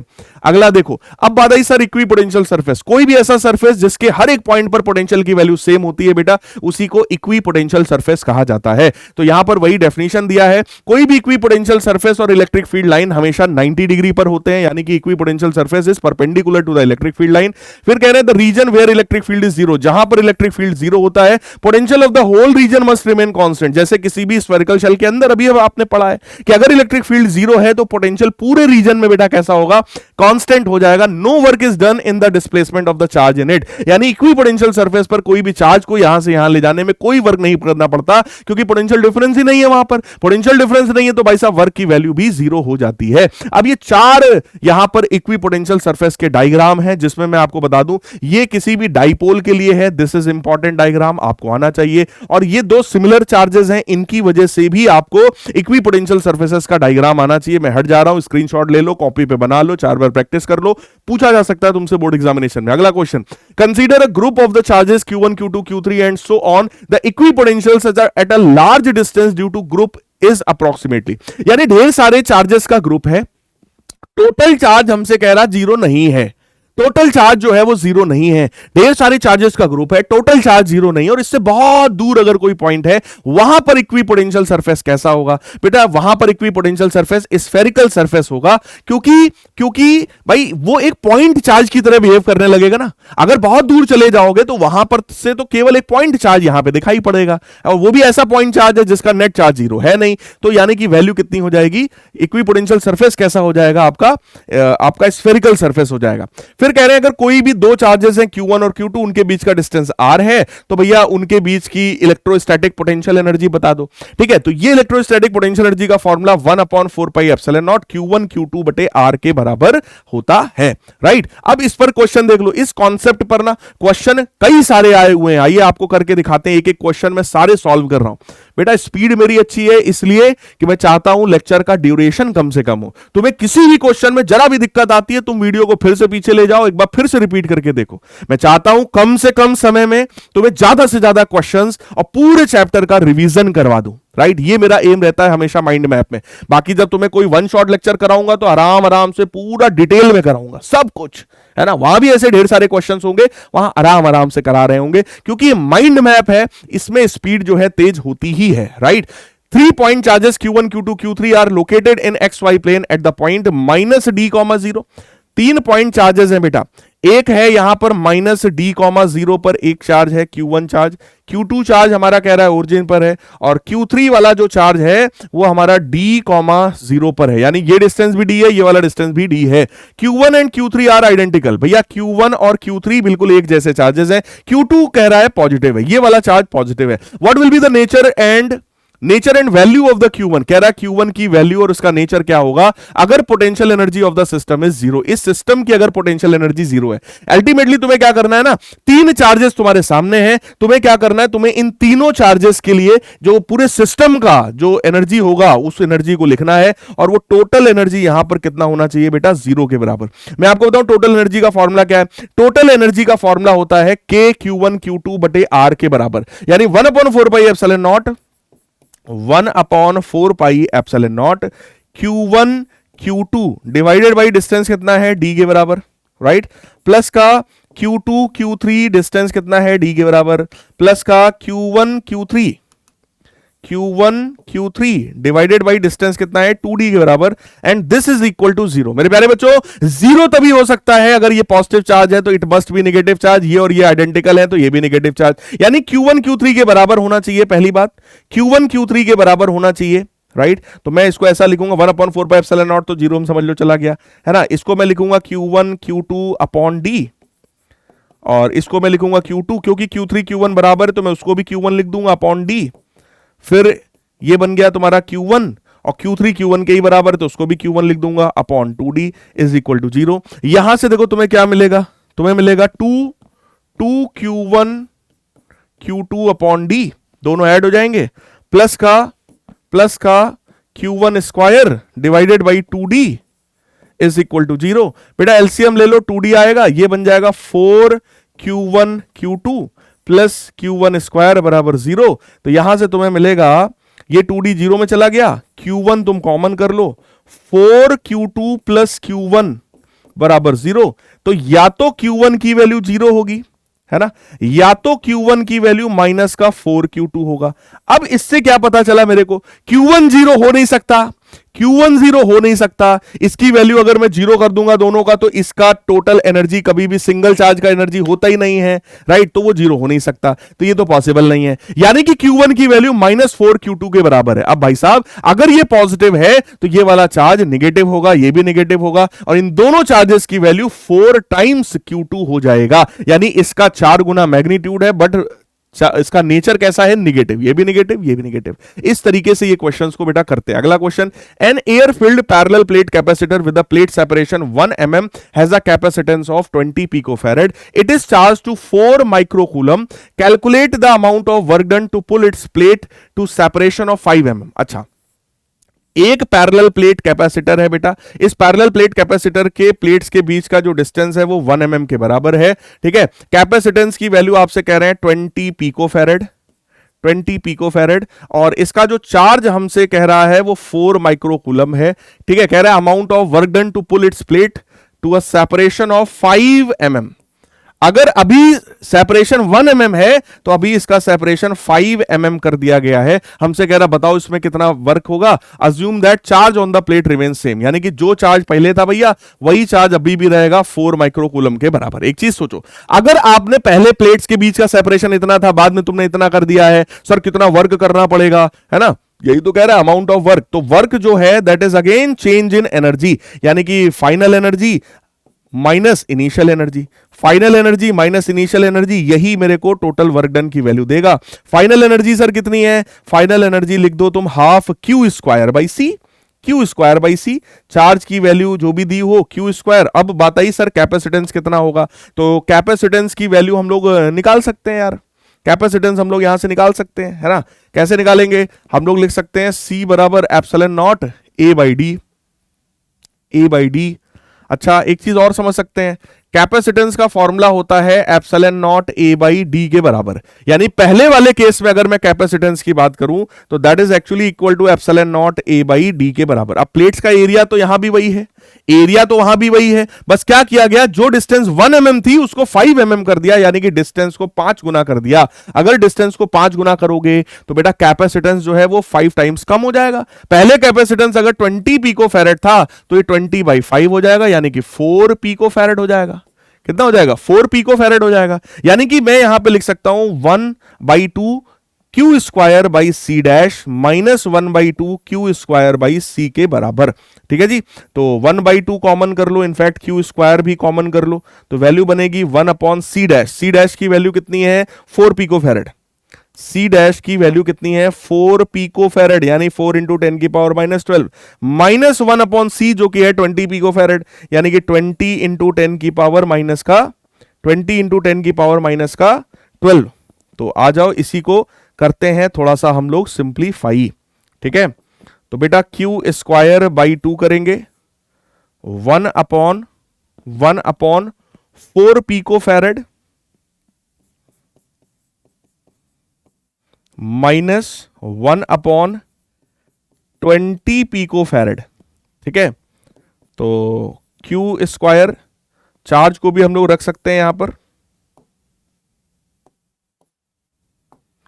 चार्ज की वैल्यू 4 माइक्रोकूलम है, तो 4 इंटू 10 की पावर -6 है, उसका भी होल स्क्वायर कर देंगे, अपॉन 2 कर देंगे, और बेटा ये वैल्यू तुम्हारी बन जाएगी 10 की पावर -12 को कॉमन कर दो, 1/4 माइनस 1/20, तो एलसीएम ले लोगे 20 आएगा, 10 की पावर में -12 था, ऊपर आएगा प्लस का 12 हो जाएगा, इसको मैंने बाहर कर दिया। देखो 10 की पावर -12, 10 की पावर -12 कॉमन लेके मैंने बाहर कर दिया उसको। यहां पे 1/4 माइनस 1/20 एलसीएम 20 आएगा, यहां बनेगा 5 है ना, माइनस का यहां बनेगा 1। चेक करो 1/4 है, 5 का मल्टीप्लाई करना पड़ेगा तो 5 - 1 तो 4/20 हो जाएगा बेटा, 4/20। ठीक है, तो ये 10 की पावर -12, ये 10 की पावर +12 कैंसिल हो जाने वाला है। 4/20 दिख रहा है, यहां पे क्या दिख रहा है 16/2 यानी कि 8 इंटू यहां 4/20, 4/20 ये इसको कैंसिल करेगा, 5 आएगा, 8/5, 8/5 राइट, 8/5 जूल के बराबर हमें वर्क करना पड़ेगा। 8/5 जूल्स के बराबर बेटा हम लोग को यहां पर वर्क करना पड़ेगा, राइट, 8/5 जूल्स के बराबर वर्क करना पड़ेगा। ठीक है, अब आगे की बात करते हैं हम लोग। अगला क्वेश्चन हमारे पास है 3 point charges Q, 2Q and NQ are placed at the vertices of a equilateral triangle, यानी इक्विलेटरल ट्रायंगल के वर्टेक्स पर हम लोग इस तरीके के 3 चार्जेस रखेंगे। यहां पे Q रखा है मैंने, यहां पे 2Q रखा है, यहां पे NQ रखा है। कह रहे हैं कि अगर पूरे सिस्टम का जो इलेक्ट्रिक पोटेंशियल एनर्जी अगर वो 0 के बराबर है तो आप N की वैल्यू बता दो। बेटा पूरे सिस्टम की अगर मैं एनर्जी यहां पे लिखूं तो एनर्जी का फॉर्मूला होता है, जरा चेक करना, K Q1 Q2 बटे R के बराबर। ठीक है, इनके बीच का डिस्टेंस अगर कुछ ले लिया जाए, है ना, मान लो इनके बीच का डिस्टेंस कुछ r के बराबर है, ये भी r होगा, ये भी r होगा, तो k q1 q2 अगर मैं करूंगा तो क्या बनेगा भैया, it will become 2q nq divided by distance कितना है r के बराबर, प्लस k टाइम्स q और nq, तो q nq divided by again distance कितना है r के बराबर, प्लस का k टाइम्स ये बन जाएगा हमारा 2q और q, तो 2q और q डिवाइडेड बाई आर के बराबर। ये टोटल एनर्जी बेटा 0 के बराबर है। ठीक है, तो पूरी इक्वेशन से अगर आप ध्यान से देखो तो K Q square by R common मिल रहा है मेरे को। यहां पे दिख रहा है बेटा 2n के बराबर, यहां पे दिख रहा है के क्यू स्क्वायर केवल n के बराबर, यहां पे दिख रहा है केवल 2 के बराबर आई थिंक, है ना, K Q square by R common that is equal to 0। तो यहां से मिल जाएगा बेटा 3n प्लस 2 बराबर 0, तो n की वैल्यू मिल गई माइनस का 2/3 के बराबर, n की वैल्यू मिल गई माइनस का 2/3 के बराबर। अगला है हमारे पास 2 charges Q kept at 12 distance apart. 2 charges हैं Q के बराबर, दोनों चार्जेस हैं, इनके बीच की डिस्टेंस 2a के बराबर है। Third charge -2q is placed Midway between them, यानी कि इन लोग के जस्ट मिडिल पर माइनस का 2q चार्ज रखा, तो ये भी a है, ये भी a है। हमसे कह रहे हैं potential energy of the system बता दो। देखो किसी भी सिस्टम की पोटेंशियल एनर्जी का फॉर्मूला मैंने तुम्हें क्या सिखाया, k q इंटू दिस, यानी कि q इंटू माइनस का 2q डिवाइडेड बाई डिस्टेंस बेटा कितना है a के बराबर, फिर प्लस का k, अब इनके बीच का देख लो तो -2q, q इनके बीच का डिस्टेंस भी a के बराबर है, प्लस k टाइम्स इनके बीच का देख लो तो q into q divided by distance 2a के बराबर। ठीक है, ये टोटल एनर्जी अपने को निकालनी है, तो बनेगा माइनस का 2k q square by a, ये बनेगा माइनस का 2k q square by a, ये बनेगा k q square upon 2a। तो बेटा ये बन गया माइनस का 4k q square by a plus का k q square by 2a, LCM ले लो तुम 2a आ जाएगा, ये बनेगा माइनस का 8k q स्क्वायर प्लस का k q स्क्वायर, तो माइनस का 7k q square upon 2a, तो माइनस का 7, है ना। अब इसमें भी k की वैल्यू रखनी पड़ेगी बेटा, इसमें भी माइनस का 7q स्क्वायर अपॉन k, ये जो k है इसकी वैल्यू होती है ना 4 पाई एप्सिलॉन नॉट, तो 2a into 4 pi epsilon not, तो नीचे 8 पाई एप्सिलॉन नॉट का टर्म आना चाहिए। 8 पाई एप्सिलॉन नॉट तो खैर सभी में आ रहा है, तो 7 का टर्म आना चाहिए, ये वाला दिख रहा है मेरे को सही आंसर। सी वाला ऑप्शन चेक कर लो, सही वाला ऑप्शन हमारा निकल कर आ गया। तो इस तरह के क्वेश्चंस की यार प्रैक्टिस बनाओ, इस कॉन्सेप्ट पर कई क्वेश्चंस बेटा पूछे गए हैं। अब यहां पर अगला कॉन्सेप्ट आ रहा है कि भाई अगर कोई भी इलेक्ट्रिक डाइपोल को इलेक्ट्रिक फील्ड में रखा है तो उसके अंदर एनर्जी होती है, और एनर्जी का फॉर्मूला होता है माइनस का पीई कॉस थीटा, जहां पे थीटा जो है वो डाइपोल मूवमेंट और इलेक्ट्रिक फील्ड के बीच का एंगल होता है। फिर कह रहे हैं work done in rotating the dipole, मान लो कोई डाइपोल थीटा 1 एंगल पर है, थीटा 2 पे पहुंचाना है, तो वर्क डन का फॉर्मूला होता है भैया PE cos theta 1 minus cos theta 2। ध्यान रहे थीटा 1 एंगल से थीटा 2 घुमाया है, तो इनिशियल वाला एंगल पहले है, फाइनल वाला बाद में है। फिर कह रहे हैं कोई भी डाइपोल अगर स्टेबल इक्विलिब्रियम कंडीशन में था और मैं उसको फाइनली किसी थीटा एंगल पर लाना चाहता हूं, तब क्या होगा, तो फॉर्मूला होता है PE cos PE 1 1 minus cos theta, 1 का मतलब यहां पे कॉस 0 रखा है। स्टेबल इक्विलिब्रियम का मतलब जब डाइपोल मूवमेंट का डायरेक्शन इलेक्ट्रिक फील्ड के डायरेक्शन में होता है तो स्टेबल इक्विलिब्रियम, यानी कि वहां कॉस 0 रखा गया होगा, कॉस 0 1 होता है, तो पीई 1 माइनस कॉस थीटा हो जाएगा बेटा, राइट। तो अब यहां पे कह रहा है derive N expression for the potential energy of the dipole in an external uniform electric field. When is the potential energy of the system maximum? भैया इस सिस्टम की पोटेंशियल एनर्जी कब मैक्सिमम होती है, कब मिनिमम होती है, ये भी हमसे पूछा जा रहा है। तो माइनस पीई कॉस थीटा होता है बेटा फॉर्मूला, है ना। माइनस पीई कॉस थीटा के हिसाब से तुम बता सकते हो कब मैक्सिमम एनर्जी है, कब उसके अंदर मिनिमम है। जब वो अनस्टेबल इक्विलिब्रियम में होता है तो उसकी एनर्जी मैक्सिमम होती है, और जब वो स्टेबल इक्विलिब्रियम में होता है तो उसकी एनर्जी मिनिमम होती है। यानी मैक्सिमम एनर्जी का कंडीशन ये हो गया, मैक्सिमम एनर्जी का कंडीशन ये हो गया कि ये हमारा इलेक्ट्रिक फील्ड का डायरेक्शन है, डाइपोल हमारा ऐसे रखा हुआ है, ये माइनस क्यू है, ये प्लस क्यू है। इस कंडीशन में जो पोटेंशियल एनर्जी होगी वो मैक्सिमम होगी, और जब वो फील्ड की डायरेक्शन में रखा होगा, फील्ड की डायरेक्शन में, ये माइनस क्यू है, ये प्लस क्यू है, जब वो डाइपोल फील्ड की डायरेक्शन में रखा होगा तो इस कंडीशन में जो एनर्जी होती है बेटा वो मिनिमम एनर्जी होती है। यहां पे आप डाइलेक्ट्रिक्स की बात कर रहे हैं और डाइलेक्ट्रिक पोलराइजेशन की बात कर रहे हैं। बेटा डाइलेक्ट्रिक का मतलब जनरली किसी भी इंसुलेटर से होता है। इंसुलेटर के अंदर जो चार्जेस होते हैं वो बाउंड होते हैं, और कई बार पॉजिटिव और निगेटिव चार्जेस एक ही जगह पर होते हैं तो उसको नॉन पोलर डाइलेक्ट्रिक कहते हैं, और जब वो दोनों अलग अलग जगह पर होते हैं तो उसको हम लोग पोलर डाइलेक्ट्रिक कह देते हैं। किसी भी पोलर डाइलेक्ट्रिक में थोड़ा सा डाइपोल मूवमेंट परमानेंटली उसके अंदर रहता है पहले से। फिर यहां पर तुम्हें एग्जांपल दे रहे हैं कि भाई अगर मैं पोलर की बात करूं तो वाटर जो है वो पोलर होता है, जबकि नॉन पोलर में कार्बन डाइऑक्साइड को आप लिख सकते हो, राइट। कह रहे when the dielectric is placed in external field the centre of the positive and negative dipole get separated in non polar dielectric और get farther away in polar dielectric so that molecule of the dielectric gain a permanent electric dipole moment. This process is called polarization and dipole is said to be polarized. यानी किसी भी dipole को, किसी भी इस तरह के dielectric को अगर आप इलेक्ट्रिक फील्ड के अंदर रखते हो तो उसके जो पॉजिटिव और नेगेटिव चार्जेस अगर एक ही जगह पे थे नॉन पोलर में तो थोड़ा सा दूर हो जाएंगे, पहले से दूर थे थोड़ा और दूर हो जाएंगे, राइट। यानी कि वहां पर एक डाइपोल मूवमेंट बेटा क्रिएट हो जाएगा। नॉन पोलर में डाइपोल मूवमेंट नहीं होता है, पोलर डाइलेक्ट्रिक्स जो होते हैं उनमें थोड़ा सा डाइपोल मूवमेंट इनिशियली होता है, इलेक्ट्रिक फील्ड में रखने के बाद थोड़ा और हो जाता है, राइट, और स्ट्रांग हो जाता है। फिर कह रहे हैं यहां पे इंड्यूस्ड डाइपोल मूवमेंट डेवलप्ड पर unit volume of an electric field is called polarisation density.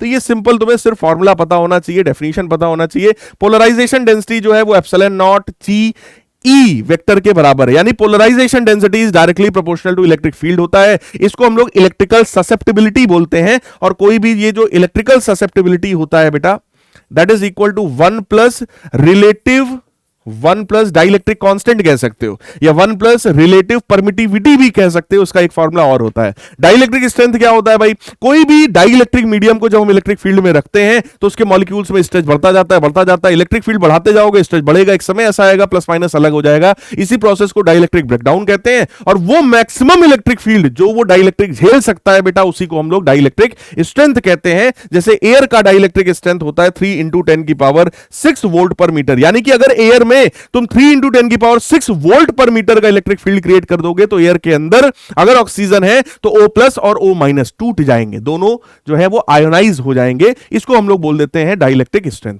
अब किसी भी कंडक्टर और किसी भी इंसुलेटर की बात कर रहे हैं, कंडक्टर के अंदर इलेक्ट्रिक फील्ड बिल्कुल भी 0 होती है, और डाइलेक्ट्रिक या इंसुलेटर के अंदर की जो इलेक्ट्रिक फील्ड है वो E/K के बराबर है, जहां पे K डाइलेक्ट्रिक कांस्टेंट होता है, E एक्सटर्नल फील्ड है। कह रहे हैं no electric field travel inside the conductor, electric field inside the conductor is 0। यहां कह रहे हैं alignment of the atom takes place due to electric field. This results in the small electric field inside the dielectric opposite to the direction, that is E/K। यानी कि external electric field इधर की तरफ है तो इसके अंदर जो इलेक्ट्रिक फील्ड आती है वो एक्सटर्नल वाली इलेक्ट्रिक फील्ड का अपोज करती है, राइट। फिर हमसे कह रहे हैं किसी भी कैपेसिटर का कॉन्सेप्ट क्या है बेटा? अगर कोई भी एक चार्ज कंडक्टर है, मान लो इसके अंदर पॉजिटिव चार्ज है, इसी के बगल में कोई आइडेंटिकल अनचार्ज कंडक्टर लाके रखोगे जिसका एक तरफ अर्थिंग कर रखा है हमने, तो यहां पे नेगेटिव इंड्यूस हो जाता है। इसी सिस्टम को पैरेलल प्लेट कैपेसिटर कहा जाता है, और इस पैरेलल प्लेट कैपेसिटर का जो कैपेसिटेंस है उसका फॉर्मूला Q/V के बराबर, यानी कि इस चैप्टर में इस कॉन्सेप्ट में एक ही रामबाण फॉर्मूला है, that is Q = CV। Q = CV को बार बार यूज किया जाता है किसी भी न्यूमेरिकल में, किसी भी कॉन्सेप्ट में, तो आप सबके दिमाग में भी Q = CV बहुत अच्छी तरीके से होना चाहिए, राइट। कह रहे हैं capacitor contains 2 oppositely charged metallic conductors at a finite separation. It is a device by which capacity of the storing charge may be varied simply by changing separation or the medium between the conductors, right। फिर कह रहे हैं the capacitance of the मतलब definition बता रहे हैं कि जो कैपेसिटेंस होता है वो Q बाई V के बराबर होता है, यानी चार्ज और पोटेंशियल के रेशियो के बराबर होता है। फिर कह रहे हैं प्रिंसिपल ऑफ कैपेसिटर, तो सिंपल सा भैया, एक कंडक्टर के बगल में कोई अनचार्ज आइडेंटिकल कंडक्टर ले आओगे, इसकी वजह से यहां पे चार्जेस इंड्यूस हो जाएंगे, पूरे सिस्टम का पोटेंशियल घटेगा, पोटेंशियल घटेगा तो कैपेसिटेंस भाई साहब बढ़ जाएगा। यही हमारा कॉन्सेप्ट है। Capacitance does depends on the geometry of the conductor, presence of the dielectric medium, it does not depend on the charge of the conductor और the potential difference. Capacitance depend नहीं करता, चार्ज डायरेक्टली प्रोपोर्शनल टू क्या होता है, potential होता है, potential directly proportional to charge होता है, लेकिन ये प्रोपोर्शनलिटी हटाते हो तो एक कांस्टेंट आता है, वो कांस्टेंट C के बराबर होता है। तो बेटा कैपेसिटेंस जो है ना चार्ज पे डिपेंड करता है ना पोटेंशियल पे डिपेंड करता है। कैपेसिटेंस किस पे डिपेंड कर रहा है, वो एरिया पर, डिस्टेंस पर, उनके बीच के मीडियम पर डिपेंड कर रहा होता है। कोई भी अगर स्फेरिकल कंडक्टर होता है तो उसका कैपेसिटेंस है 4 pi epsilon not into R के बराबर। अगर उसको एयर या वैक्यूम में रखोगे, किसी मीडियम में रखोगे तो मीडियम का डाइलेक्ट्रिक कांस्टेंट भी यहां पर मल्टीप्लाई हो जाएगा। अगर बेटा कैपेसिटर्स को सीरीज में कंबाइन करोगे तो फॉर्मूला 1/C बराबर 1/C1 plus 1/C2 plus 1/C3 है। पैरेलल में कंबाइन करोगे तो C बराबर C1 plus C2 plus C3 हो जाता है। सीरीज कॉम्बिनेशन में क्या होगा भाई, जो भी चार्ज बैटरी से निकल रहा होगा सारा चार्ज सभी में बराबर बराबर जाएगा। और अगर मैं बात करूंगा पैरेलल में, तो पैरेलल में पोटेंशियल की वैल्यू सभी में बराबर बराबर मिलने वाली है। ठीक है, फिर कह रहे हैं किसी भी पैरेलल प्लेट कैपेसिटर का जो कैपेसिटेंस होता है वो K एप्सिलॉन नॉट A/D होता है। अभी स्टार्टिंग में भी मैं बता चुका हूं। वैक्यूम में देखोगे तो एप्सिलॉन नॉट A/D होता है, डाइलेक्ट्रिक भरा हुआ है तो K एप्सिलॉन नॉट A/D होता है। और अगर पार्शियली फिल्ड कैपेसिटर है तो epsilon naught A upon D minus T plus T/K होता है, जहां पे T क्या है उस डाइलेक्ट्रिक का थिकनेस, D क्या है प्लेट्स के बीच की दूरी, और K क्या है उस डाइलेक्ट्रिक का कांस्टेंट। अब यहां पर क्वेश्चन देखो, इतने में क्या पूछा गया, इतने में पूछा जाने वाला क्वेश्चन हम लोगों से ये है, the capacitance of a parallel plate capacitor having a medium of dielectric constant K बराबर 4, K बराबर 4 इज C, यानी C की वैल्यू हो गई बेटा K एप्सिलॉन नॉट A/D होती है तो 4 एप्सिलॉन नॉट A/D के बराबर, ये C की वैल्यू है। If this medium is remove the capacitance, अगर मीडियम को हटा दोगे तो कैपेसिटेंस एप्सिलॉन नॉट A/D के बराबर होगा, और एप्सिलॉन नॉट A/D की वैल्यू यहां से निकालोगे बेटा तो C/4 हो जाएगी। तो क्वेश्चन में हमको यही बताना है कि आंसर हमारा C/4 के बराबर है। क्वेश्चन को ध्यान से पढ़ना, उल्टा मत करना।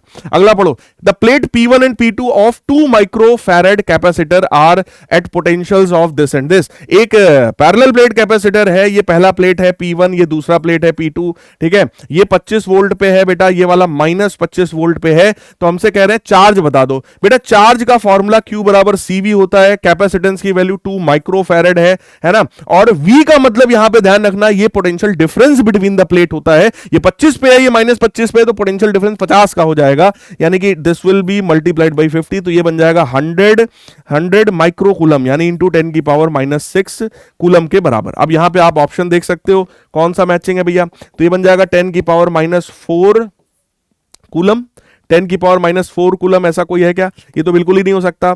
0.1 मिली कूलम मतलब 1/10 इंटू 10 की पावर -3 कूलम, यही है बेटा 10 की पावर -4 कूलम, यही वाला हमारा बिल्कुल सही ऑप्शन यहां पर है।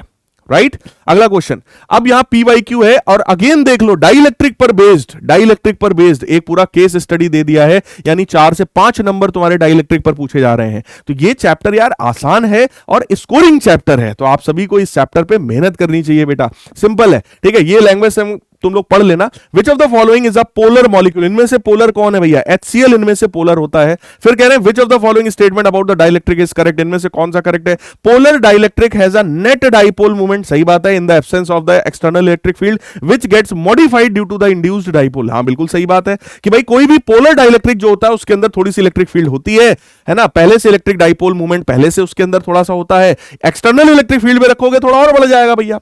फिर कह रहा है the net dipole movement of the induced dipole is along the direction of the applied electric field, गलत। अप्लाइड इलेक्ट्रिक फील्ड जब इधर की तरफ थी तो उसके अंदर जो डाइपोल मूवमेंट आता है वो अपोजिट डायरेक्शन में आता है। ठीक है, फिर कह रहे हैं the dielectric contain free charges, तो बिल्कुल ही गलत है यार, डाइलेक्ट्रिक मतलब इंसुलेटर होता है, उसके अंदर फ्री चार्जेस नहीं होते हैं। ठीक है, the electric field produced due to the induced surface charges inside the dielectric is along the external electric field, तो ये पॉइंट भी बिल्कुल गलत है कि जो इंड्यूस्ड इलेक्ट्रिक फील्ड होती है वो अपोजिट होती है to the external electric field, है ना। तो बेटा पहला वाला ऑप्शन यहां पे सही है। अगला देखो, when the dielectric slab is inserted between the plates of the isolated charge capacitor the energy stored in it is, बेटा देखो किसी भी कैपेसिटर की जो एनर्जी होती है वो हाफ CV² के बराबर होती है, और अगर तुम कोई भी कैपेसिटर है, चार्ज्ड कैपेसिटर है, यानी कि मैं चार्ज कर चुका हूं, बैटरी हट चुकी है। अब अगर बैटरी हट चुकी है और तुम इसके अंदर कोई भी डाइलेक्ट्रिक स्लैब को बेटा इंसर्ट कर रहे होगे, तो क्या होगा, कैपेसिटेंस तो के टाइम्स बढ़ेगा। कैपेसिटेंस जो है ये तो के टाइम्स बढ़ जाएगा, इसमें कोई डाउट इसमें नहीं है। लेकिन ये जो पोटेंशियल है ये 1/k टाइम्स हो जाएगा, क्योंकि पोटेंशियल की वैल्यू तो यहां पे घट जाने वाली है। अगर तुमने बैटरी जोड़ के रखी होती तब पोटेंशियल कांस्टेंट होता, जब बैटरी हट गई है तो अब पोटेंशियल की वैल्यू क्या होगी, घटेगी। और ऐसी कंडीशन में माना जाता है कि चार्ज कांस्टेंट है। ऐसी कंडीशन में अपन मानते हैं कि चार्ज कांस्टेंट है। अगर बैटरी हट गई है तो चार्ज कांस्टेंट है, लेकिन पोटेंशियल तो घटेगा। अगर पोटेंशियल 1/k टाइम्स होगा, है ना, तो नीचे के स्क्वायर का टर्म आएगा, यहां के मल्टीप्लाई होगा, यानी ओवरऑल एनर्जी उसकी डिक्रीज हो जाएगी। तो हमसे कह रहे हैं एनर्जी स्टोर्ड का क्या होगा भैया, तो एनर्जी डिक्रीज होगी। इलेक्ट्रिक फील्ड ऑल्सो डिक्रीजेस, बिल्कुल सही बात है। एनर्जी भी डिक्रीज होगी बेटा, इलेक्ट्रिक फील्ड भी डिक्रीज होगी। क्यों? क्योंकि यहां पे पोटेंशियल की जो वैल्यू है वो V/K हो जाने वाली है, और इलेक्ट्रिक फील्ड की जो वैल्यू है वो भी E/K हो जाने वाली है। अगर इलेक्ट्रिक फील्ड घटेगा तो भाई साहब पोटेंशियल की वैल्यू भी अपने आप घट जाएगी K टाइम्स, तो वो भी घटेगा और इलेक्ट्रिक फील्ड भी यहां पर घटेगा। फिर कह रहे हैं air field capacitor with the plate area A और plate separation D has a capacitance C0। तो बेटा C0 की वैल्यू हो गई एप्सिलॉन नॉट A/D के बराबर, क्योंकि एयर फील्ड है। A slab of dielectric constant K, area A, thickness D/5। एक स्लैब हमने भरा है तो formula epsilon naught A upon D minus T plus T/K होता है बेटा। एरिया A ही दे रहा है क्वेश्चन में, एरिया वही है, थिकनेस उसका D/5 है, तो D minus D/5 plus D/5K। और K की वैल्यू दिया है क्या, K की वैल्यू दिया है क्या, नहीं दिया। Slab of dielectric constant K, अच्छा ये यहां पर K ही हो जाएगा। चेक कर लो, चेक कर लो, थिकनेस की वैल्यू D/5 दे रहा है बेटा, D/5 दे रहा है, तो कह रहा है कैपेसिटेंस कितना बन जाएगा। अरे भाई साहब चेक करो, epsilon naught A upon D में से D/5 घटाओगे बेटा तो 4D/5 आएगा, और D/5K हो जाएगा। ये 5 को ऊपर भेज दो तो 5 एप्सिलॉन नॉट A बन जाएगा, और ये बन जाएगा तुम्हारा 4D प्लस D/K बन जाएगा। राइट राइट, अच्छा एलसीएम वगैरह लेना पड़ेगा भैया, तो एप्सिलॉन नॉट A/D पूरा कॉमन कर सकते हैं हम लोग बाहर। एप्सिलॉन नॉट A/D को ये C0 बोल रहे हैं, तो इसको तुम लिख दो 5 C0, इधर से D हटा दो तो 4 प्लस 1/K बनेगा, 4 प्लस 1/K बन जाएगा बेटा, क्योंकि एप्सिलॉन नॉट A/D नीचे से D कॉमन कर लिया, वो पूरा मिलाकर तो C0 हो गया है।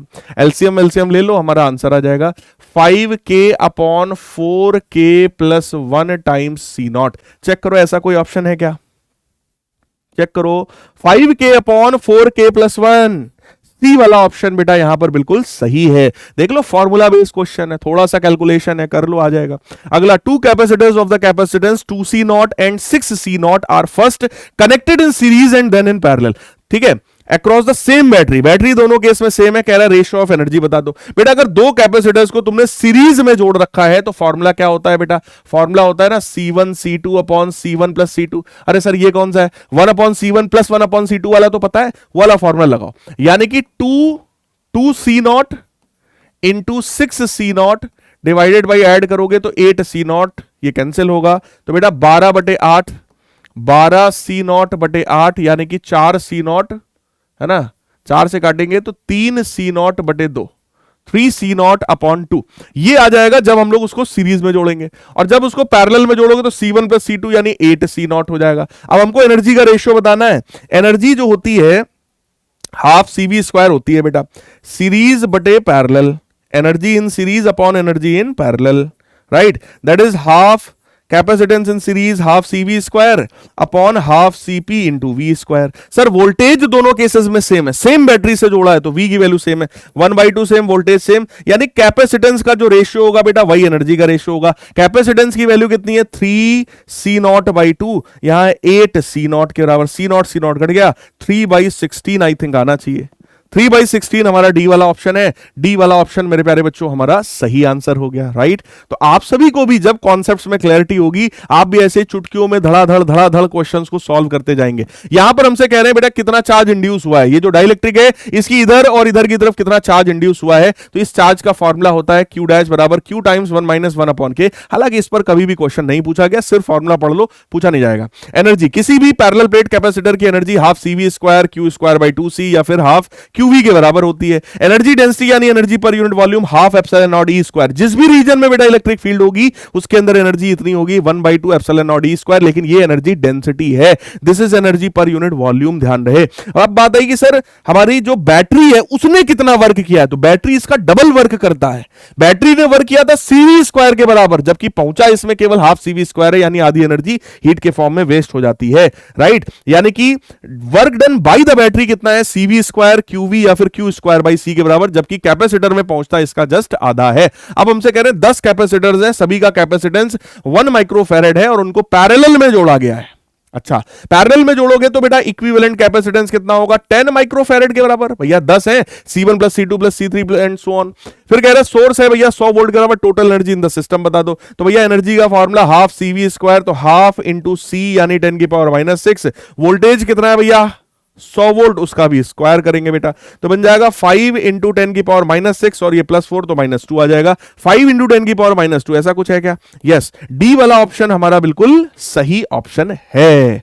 देख लो फिर अगला, the dielectric slab of the constant K and thickness T is inserted between the plates of the parallel plate capacitor of the plate separation D end plate area A, obtain the expression for this capacitance. यानी कि partially field capacitor के लिए capacitance पूछ रहा है, epsilon naught A upon D minus T plus T by K। ये वाला derivation आपको धड़ाधड़ करना है यहां पर। फिर कह रहे two capacitors of the different capacitances are placed first in series and then in parallel. दो कैपेसिटर्स हैं बेटा, सेम डिफरेंट कैपेसिटेंसेस है, एक का C1 मानो एक का C2 मानो। जब उनको तुम सीरीज में जोड़ोगे तो फॉर्मूला आएगा C1 C2 बटे C1 प्लस C2, ठीक है। जब उनको पैरेलल में जोड़ोगे तो फॉर्मूला आएगा C1 प्लस C2 के बराबर, और सेम सोर्स से जोड़ा है, कह रहे हैं 100 वोल्ट के सोर्स से हमने जोड़ा है। Total energy stored in the combination of the two cases are 50 milli joule and 250 milli joule. अच्छा जी, दोनों केसेस में जो एनर्जी कॉम्बिनेशन की आ रही है, सीरीज वाले केस में जो एनर्जी आ रही है बेटा वो 40 मिली जूल है, और पैरेलल वाले केस में जो एनर्जी आ रही है वो 250 मिली जूल है। हमसे कह रहा है find capacitance of the capacitors. बेटा ये कैलकुलेटिव क्वेश्चन हो गया, थोड़ा सा है सिंपल, है कुछ नहीं बेटा। सीरीज के केस में अगर मैं तुमसे एनर्जी कहूं तो एनर्जी का फॉर्मूला क्या हो जाएगा, हाफ CV स्क्वायर। सीरीज के केस में कैपेसिटेंस होगा C1 C2 upon C1 plus C2 into voltage कितना है भैया 100 वोल्ट, तो 100 का स्क्वायर। चेक कर लो, ये एनर्जी का फॉर्मूला होता है सीरीज में। अभी पीछे इस पर क्वेश्चन तुमने सॉल्व किया। पैरेलल के केस में क्या हो जाएगा, half C1 plus C2 times 100 का होल स्क्वायर कर दोगे, तो ये फॉर्मूला हो जाएगा तुम्हारा पैरेलल में। अब तुम क्या करो, तुम दोनों एनर्जीज का बेटा रेशियो ले लो, ठीक है।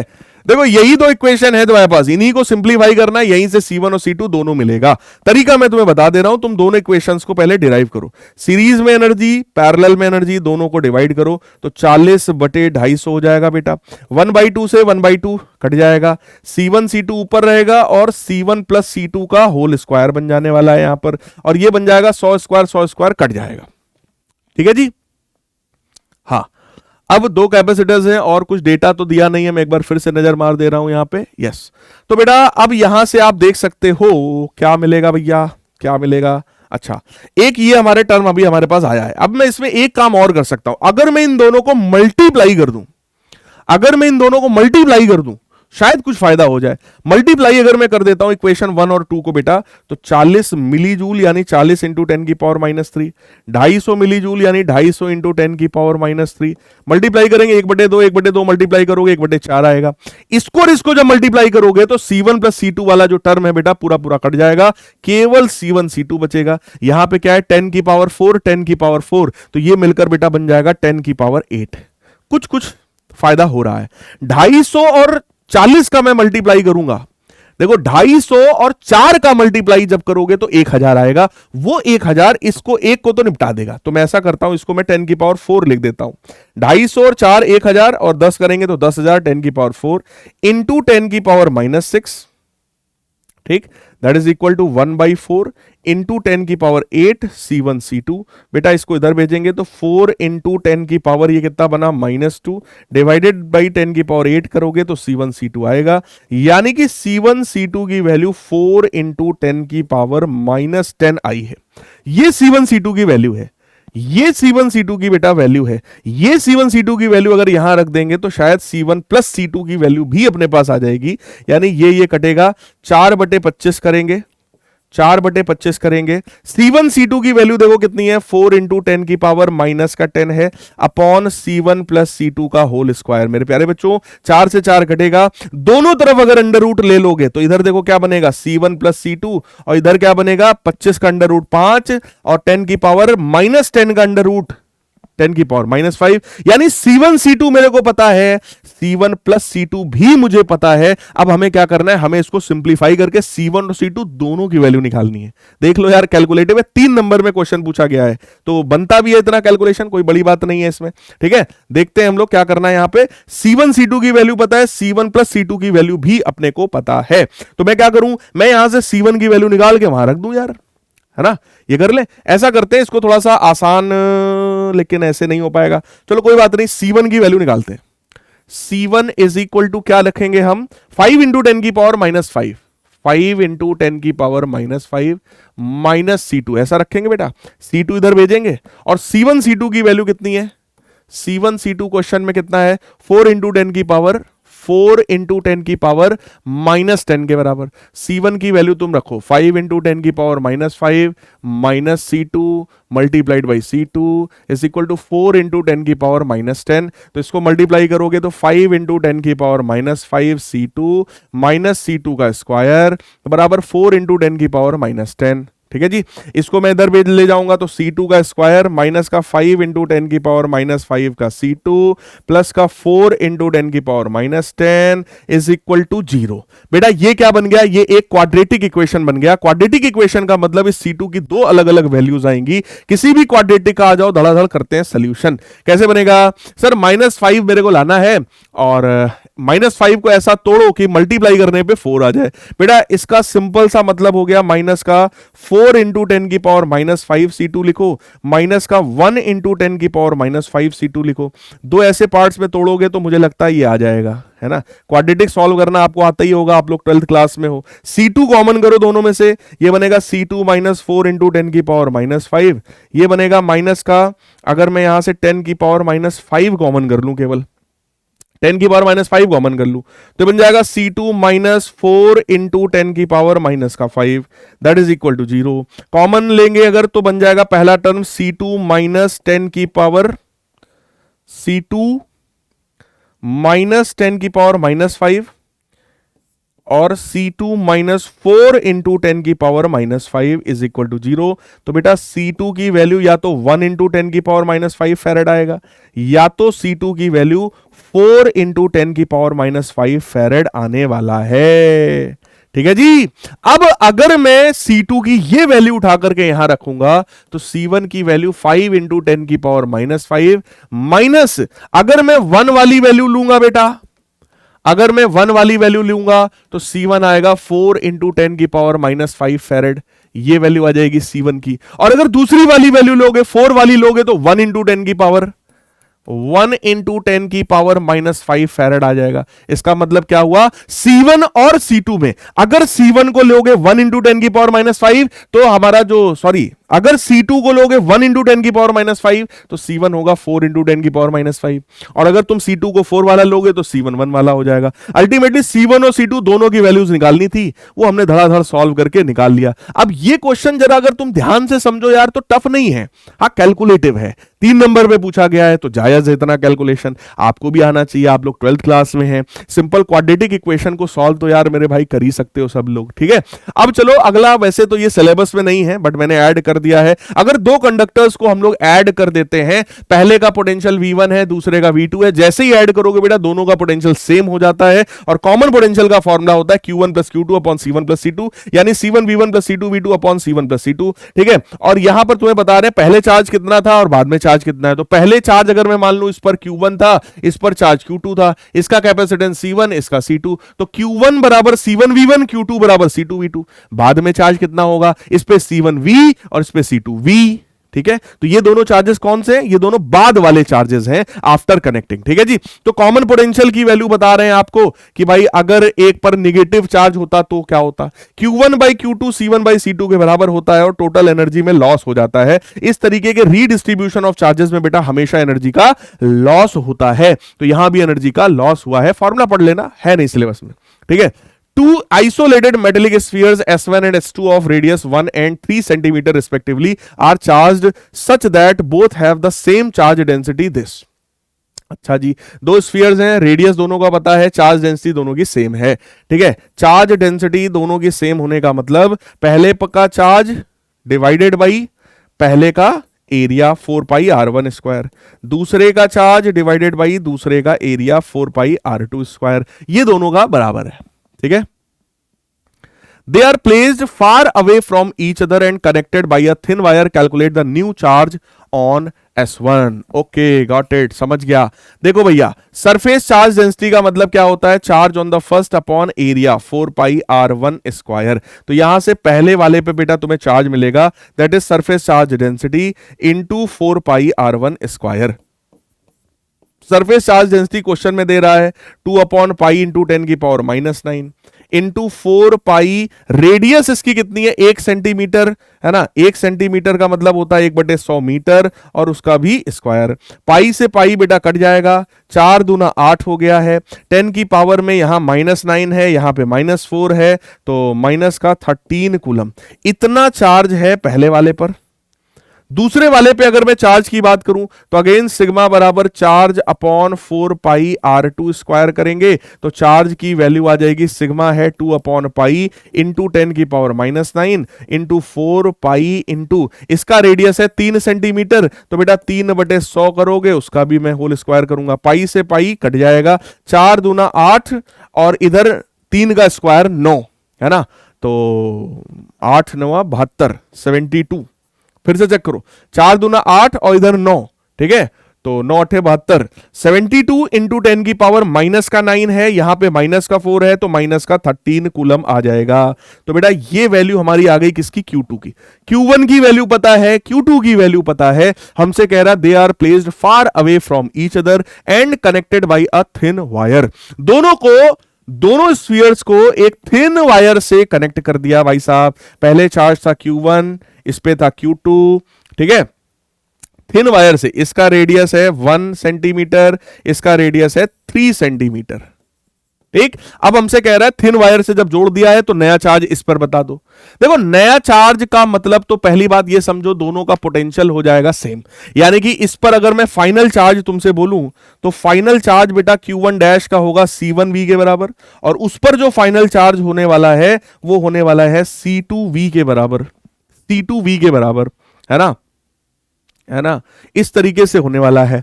और अगर मैं इन दोनों चार्जेस का रेशियो तुम्हारे सामने निकाल दूं, Q1 डैश और Q2 डैश का, तो ये रेशियो C1/C2 के बराबर होने वाला है। किसी भी स्फेरिकल कंडक्टर का जो कैपेसिटेंस होता है वो 4 पाई एप्सिलॉन नॉट R, तो 4 पाई एप्सिलॉन नॉट, रेडियस इसका कितना है 1 सेंटीमीटर, ठीक है, क्योंकि दोनों का सेंटीमीटर में है तो वैसे ही रहने तो कट ही जाएगा, 4 पाई एप्सिलॉन नॉट, इसका है 3 सेंटीमीटर, कट पिट के 1/3 आएगा। यानी कि अगर मैं ध्यान से देखूं तो Q1 डैश और Q2 डैश का जो रेशियो है बेटा, यानी कि Q2 डैश जो है वो 3 टाइम्स Q1 डैश के बराबर होने वाला है, ठीक है। और दूसरी चीज अपने को यह पता है कि भैया टोटल चार्ज पहले कितना था वही चार्ज बाद में भी होने वाला है, यानी कि final charge is equal to initial charge. ये कंजर्वेशन ऑफ चार्ज है कि भैया टोटल चार्ज जितना पहले था उतना ही चार्ज कनेक्ट करने के बाद भी होगा। तो भैया पहले कितना चार्ज था, इधर 8 है इधर 72 है, तो दोनों को जब अपन ऐड करेंगे, है ना, 8 इंटू 10 की पावर माइनस का 13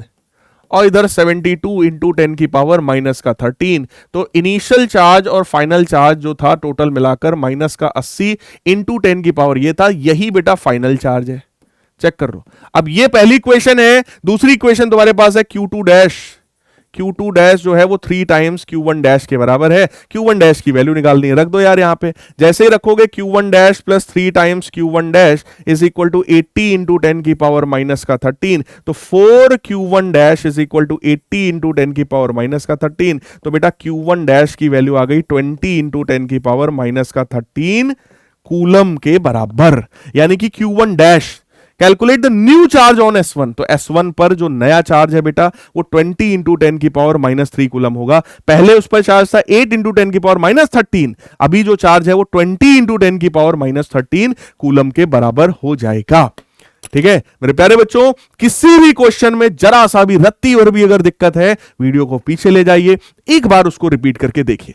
इस सेशन का पूरा फायदा आपको तब मिलेगा जब आप लोग एक बार अपने लेवल पर ये जो चैप्टर है इसको थोड़ा सा अपने लेवल पे पढ़ो, इसके सारे बेसिक डेरिवेशन, सारे फॉर्मूले थोड़ा सा पढ़ करके आओगे। उसके बाद में जब मैं यहां पे रिवीजन कराऊंगा, उसके बाद में धड़ाधड़ आपको क्वेश्चन सारे कराऊंगा, तब आपको फील होगा कि हाँ यार बोर्ड एग्जामिनेशन हमारा क्या पूछ रहा है, सीबीएसई बोर्ड आपका क्या पूछने वाला है। ये मैंने आपको यहां पर इतने सारे क्वेश्चन सॉल्व कराए हैं 1 घंटे 13 मिनट। माफी चाहूंगा, मैंने कहा था 1 घंटे का होगा, लेकिन 4-6 मिनट आगे पीछे हो जाए भाई, एडजस्ट कर लेना, ठीक है। इसके लिए मैं माफी चाहूंगा, लेक्चर थोड़ा सा बड़ा हो गया है, लेकिन उम्मीद करता हूं कि आप लोग यार हल्का सा कॉपरेशन कर सकते हैं। एटलीस्ट ये सारी मेहनत हो तो आप ही के लिए रही है यार, है ना। इस तरह के लेक्चर को बनाने में हम टीचर्स की बहुत एनर्जी लगती है, क्योंकि धड़ाधड़ सारी चीजों को सॉल्व करना, आपके सामने सारी चीजें बन बोलते चले जाना, इसमें बहुत एनर्जी लगती है और अच्छा खासा एक्सपीरियंस भी चाहिए इसके लिए, अदरवाइज ये पॉसिबल नहीं हो पाता है। खैर, मिलेंगे हम लोग अगली क्लास में, यानी कि अगले लेक्चर में करंट इलेक्ट्रिसिटी में। तब तक के लिए goodbye, take care, love you all, God bless.